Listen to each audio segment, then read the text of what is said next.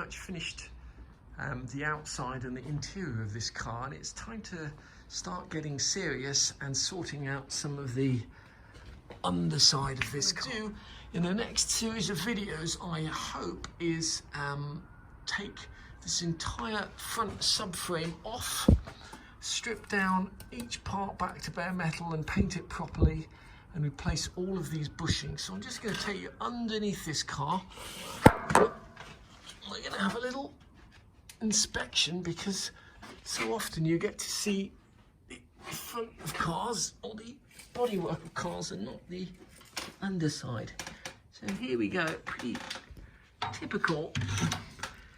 You can see the amount of rust. It's going to be fun getting some of these bolts undone.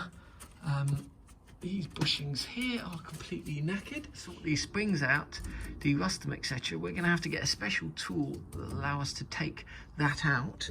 We're going to be changing all the bushings, of which there are many. It's quite an expensive job, but you can see the state of some of these bushings. If you are in the slightest bit interested in how the front end or subframe of a SL comes apart and what sort of things you might run into, the cost of the bushes and springs, what tools you'll need, that is going to be the next things I do on this red SL. Before I start jacking this car up and trying to undo some of the brake caliper bolts, the subframe bolts, etc., I'm going to actually see if I can get those bolts or crack those bolts while the car is still on the ground with all the wheels on, because what I don't want to happen is for this car to be supported by jack stands and me to be bashing spanners to try and get some of these bolts undone. Now, to make my job easier, what I've done is I've invested in a breaker bar here. Because some of the bolts on this car, as I'll show you, are so unbelievably tight, they've probably never been undone and they're rusted solid. So I'm going to have a go at these bolts with a breaker bar. One of the first jobs I'm going to have to do to take the subframe off is to take the brake calipers off, either completely or to hang them up. And in order to move the brake calipers and hang them up, I've got to undo this fitting here.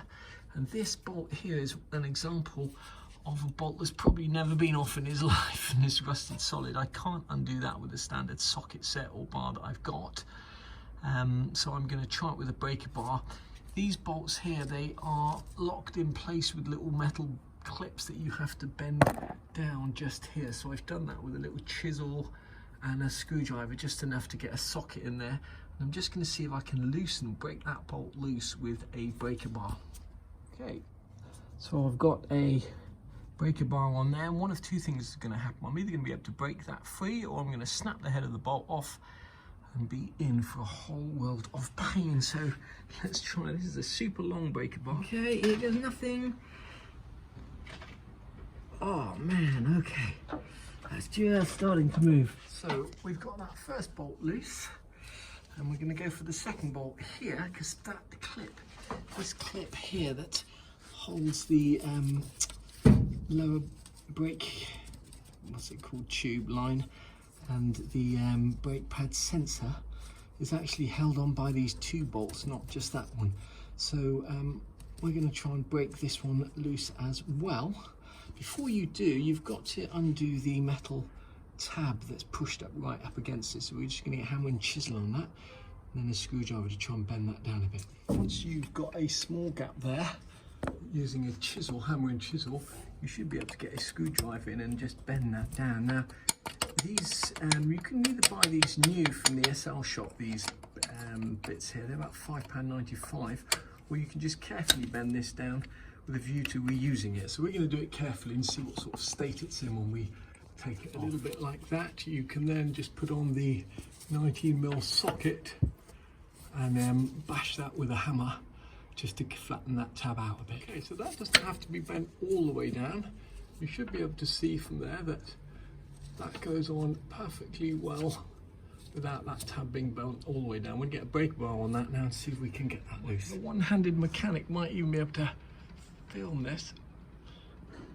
Oh, it's just breaking. You can just see that breaking. There we go. One, it's missing the rubber grommet here. Sorry, it's missing the rubber grommet here. And if you drove around like that, eventually the vibrations would cause this sharp metal edge to rub a hole in that pipe. And secondly, this little slot here is to route this cable here through, which was routed the wrong way. So we're going to have to take that off to put a grommet on. I'm just going around this car checking that I'll be able to loosen all the bolts once it's jacked up. Here's another example. This lower control arm cam bolt here is unbelievably tight. Now here you may run into the problem that you've got this piece in. What you may have to do is get an extension on there like that and then get the breaker bar on the end of the extension like so. Okay, we've ascertained that I can get both the lower control arm cam bolts out. We can get that steering knuckle off. The brake caliper itself is held on by two bolts, one here, one at the top just here that you can't see. I'm just going to make sure that I can get those loose. And then once I know that I can get those loose, I know I can get the brake caliper off. I'll be able to jack the car up, obviously take the wheel off, jack the car up, drop this control arm all the way down, take the shock absorber out. It's a new shock absorber, so I know I'll be able to get those bolts out. The sway bar bushings are new, so I know I'll be able to get these bolts out. And then the spring may just actually drop out once we separate that lower ball joint, or I may have to get a spring compressor on there. I'm not sure yet. So the next job is just to make sure that we can crack these two bolts loose. The service manual actually says to use the oil pan as a jacking point, which you can do. If you're going to do that, make sure you use a piece of wood, not just to spread the load, but not to damage or scratch the paintwork. Not that there's much hope for this one. Personally, you won't find many people that use the oil pan as a jacking point, although the service manual says you can. It just seems like the wrong thing to do. You can definitely use the oil pan with a jack to support the engine. Okay. The next place that people say is a potential jacking point is this part of the subframe back here. Okay. Just here. Now, some people jack the car here, but that's not a good idea because you can potentially get some twisting of this subframe, and it's not designed for that. This is a potential jacking point. The reason you'd use these central jacking points if you want to jack the car up and get both wheels off the ground in one go as opposed to each side. So the potential jacking points here, the oil pan with a piece of wood, don't like that one. Underneath the subframe here works. And if you come around to the side of the car, the two jacking points, or the places you'll see people jacking a car up in a tyre shop, for example, might be here, just where this curved sill is. I wouldn't, unless you've had your car rebuilt and re-welded, I would not recommend using these jacking points, because I may put in a photograph in this video showing what this looked like before it was rebuilt. We had to recut and re-weld and make up all of this section. It's completely rotted. You definitely wouldn't want to be jacking the car up there, and you certainly wouldn't want to be underneath the car if that's what you're doing. Anyway, the other jacking point is just here on this seam here. But if you look down there, you must never just put the floor jack on there. You need a piece of wood with a curve cut out, or you need a floor jack that actually has that groove in it. And never ever jack on that seam. All that will happen is you'll bend that seam down. So get yourself a piece of wood like this, cut a groove in it with a circular saw, not all the way through, and then you can use that as a jacking point. And you want to do it just about there where the standard jacking point is. If you go to a garage, what they'll use as a jacking point is this here, this beam here, and this is what we're going to use. Now, once again, in your SL, you might find when you crawl underneath your SL that this bit here is completely rotted. And once again, this car has had substantial welding on it, and this has all been welded in. So I'm going to be very careful jacking a car here. Once again, we're going to be using bits of wood, probably this way round, to jack the car up and spread the load across this rail. So when you go into a tyre shop or something like that, they'll put the big circular pads here and jack the car up. Or they may have rubber blocks and put the car here. If you want to get the car off the ground in one go, the central jacking points would be here, and possibly the oil pan with a piece of wood. It's a good practice to get into, to use wood whenever you're jacking, just so you don't scratch the paintwork, etc.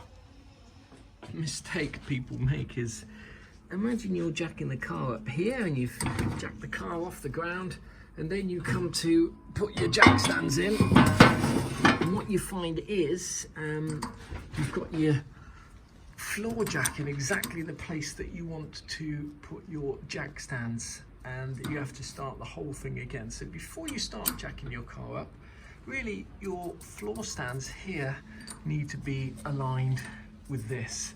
And depending on what kind of floor jack you've got, how far the wheels come out, how far the legs come out, you're going to have to align things up to know where to jack the car in order to get the floor jack under.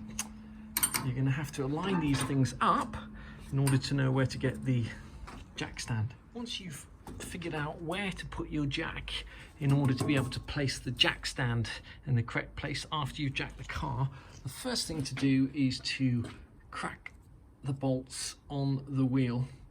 Don't jack the car up and then try and loosen the bolts, because the wheel will just turn. So do that when the wheel is on the ground. You don't have to take the bolts out completely, just make sure they're loose enough to get out with a standard socket. We've broken all of those bolts loose using a breaker bar, which makes the job nice and simple. They're 17mm bolts. Now, I had a call the other day from my darling father, who went over a pothole and had a puncture, and he couldn't get the wheel off because the bolts were too tight. And often you'll find, if you go to certain shops and they change the tyre, they'll use pneumatic impact wrenches to put the bolts in without torquing them to the proper spec. Now, the torque spec on these bolts should be 100 Newton meters, and if they're torqued much more than that, you might really struggle to get them loose with the wrench that comes with the car. So it might be worth double checking that you can actually get your bolts loose, just in case you do ever need to change a tyre. So those bolts are loose. We can set about jacking the car up, putting the jack stand in the right place where we want it. We're going to put a piece of wood on top of there as well, just to spread the load. Take the wheel off, take the brake calipers off. Just before you do start jacking the car up, make sure the back wheels are chocked, both front and back, and that the handbrake of the car is on. I've got the jack stand, still got the jack under there, and just for double safety, I've got some bricks on there, so just in case something here fails.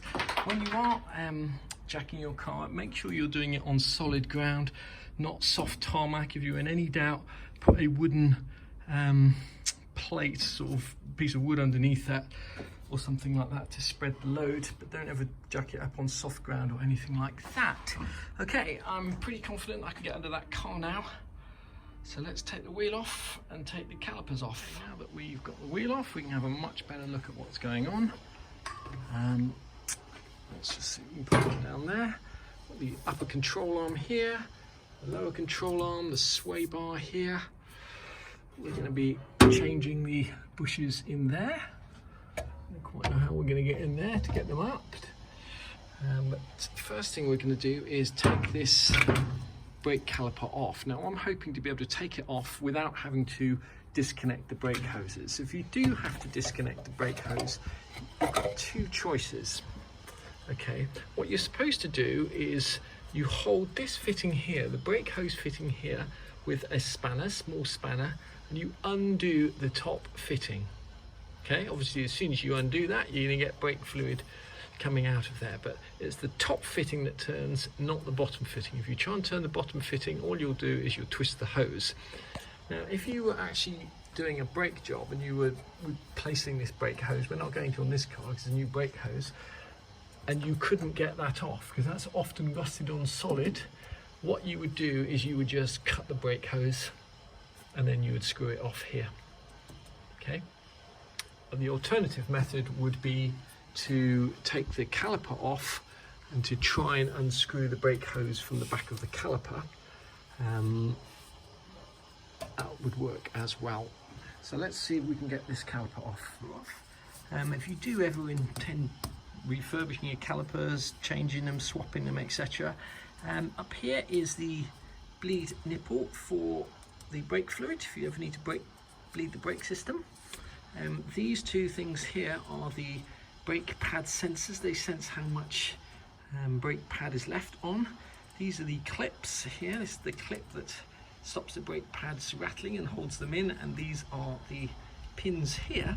And to get the brake pads out, you would disconnect these first, and then you would tap the pins out with a little punch here and here, take that clip out, and the two pads would come out. I'm not going to bother doing any of that because these brakes have already been done on this car, not by me but by someone else.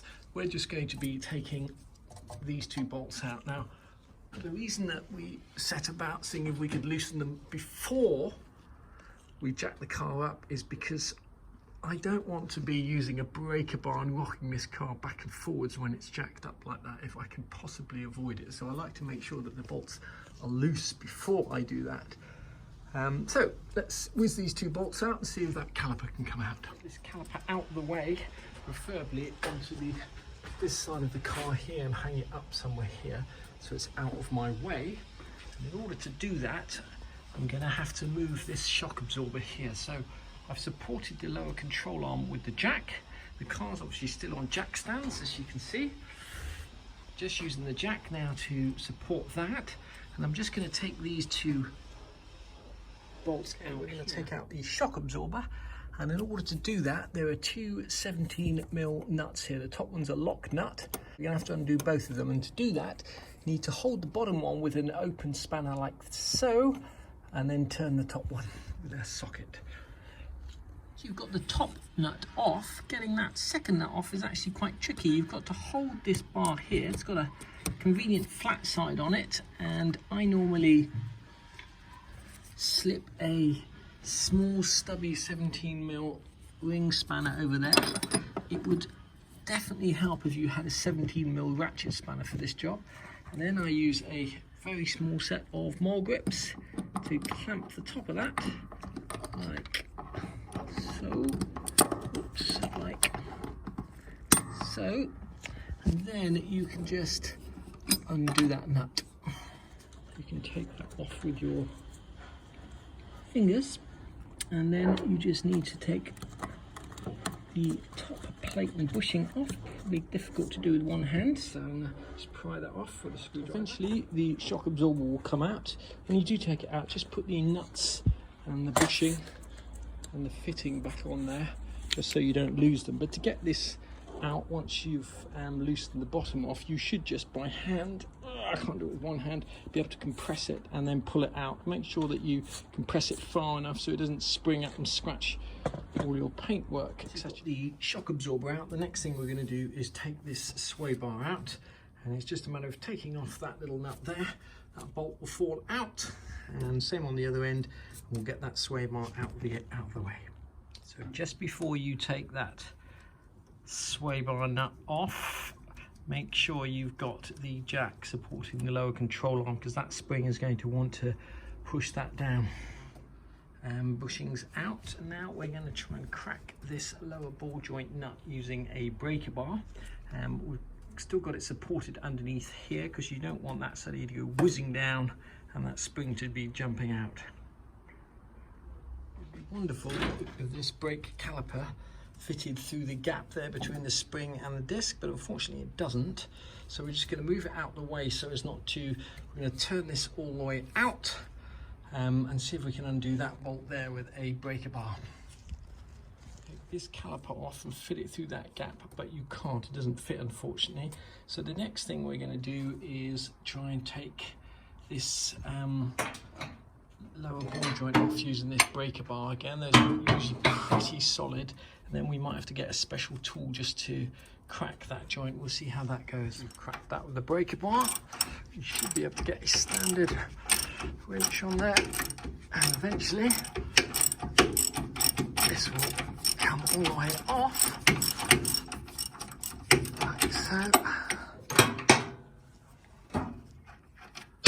That's hot. Okay, sometimes when you've taken that off and you release that jack there, if you're lucky, if this isn't seized solid, that will just drop down and you'll be able to take the spring out, but not on this car. On this car, we're going to need to get a spring compressor in there, compress that spring and take it out, and then we can set about getting a ball joint breaker and breaking this ball joint here. I think for the moment we're going to leave it at that and come back to this job when that spring compressor arrives.